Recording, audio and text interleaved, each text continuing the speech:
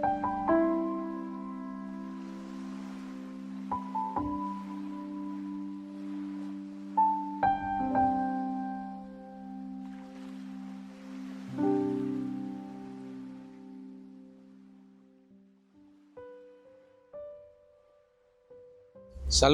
selamat pagi dan salam sejahtera bagi kita dimanapun Anda berada. Tidak lupa kami mengucapkan selamat ulang tahun bagi Anda yang merayakan ulang tahun kelahiran dan juga ulang tahun pernikahan di tengah-tengah keluarga Anda. Serta kami selalu berdoa kiranya Tuhan memberikan kesehatan, kesembuhan, serta sukacita bagi Anda yang sedang dirawat di rumah sakit oleh karena sakit penyakit, bahkan mungkin yang sedang terkena COVID-19. Kiranya Tuhan selalu memberkati kehidupan Anda. Sebelum kita memulai segala sesuatu aktivitas dalam satu hari ini, mari kita terlebih dahulu mendengar firman Tuhan untuk hari ini. Firman Tuhan untuk kita saat ini diambil dari Kolose pasal 2 ayat 7. Beginilah firman-Nya. Hendaklah kamu berakar di dalam Dia dan dibangun di atas Dia. Hendaklah kamu bertambah teguh dalam iman yang telah diajarkan kepadamu, dan hendaklah hatimu melimpah dengan syukur. Demikian firman Tuhan. Saudara-saudari yang terkasih di dalam Tuhan kita Yesus Kristus, mungkin kita mengenal yang namanya akar. Akar adalah bahagian daripada tumbuh-tumbuhan yang berada di dalam tanah. Sehingga tumbuhan tersebut menjadi kokoh karena akarnya berada di tanah dan kuat.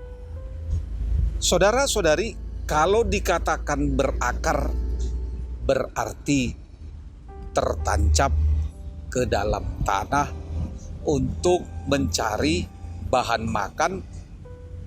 makanan atau untuk mengokohkan tanaman atau dirinya untuk menghadapi hantaman angin kencang atau badai. Saudara, jika dikatakan manusia berakar di dalam Yesus, itu berarti manusia semakin kuat, semakin kokoh dalam memahami dan mengenal kehidupannya, memahami, meneladani kehidupan Yesus untuk diterapkan dalam kehidupannya sebagai sumber kekuatan hidup kita. Begitu juga kalau berakar di dalam Tuhan juga semakin menguatkan dan mengokohkan kehidupan kita untuk menghadapi segala hantaman, segala badai kehidupan, segala angin kencang yang hendak menumbangkan hidup kita yang sedang kita jalani saat ini. Namun jika kita melihat saat ini banyak orang-orang Kristen, orang-orang percaya menjalani kehidupan rohaninya secara tidak konsisten. Ketika semua berjalan lancar, ketika semuanya berada dalam keadaan baik-baik, ketika dipenuhi dengan berkelimangan berkat, mereka tampak setia berdoa dan beribadah kepada Tuhan. Tetapi begitu adanya kehidupan yang tidak mengenakan, begitu diperhadapkan dengan situasi atau masalah atau kesulitan, mereka pun langsung berubah, tidak lagi setia, tidak lagi taat, tidak lagi mendengar dan dengar-dengaran kepada Tuhan. Bahkan mereka sudah sampai kepada malas untuk beribadah dan melayani Tuhan. Tidak ubahnya seperti termometer yang selalu dipengaruhi suhu ruangan dimanapun dia berada. Berada di tempat dingin, ia akan menunjukkan suhunya dingin. Berada di tempat yang panas, ia pun akan menjadi panas.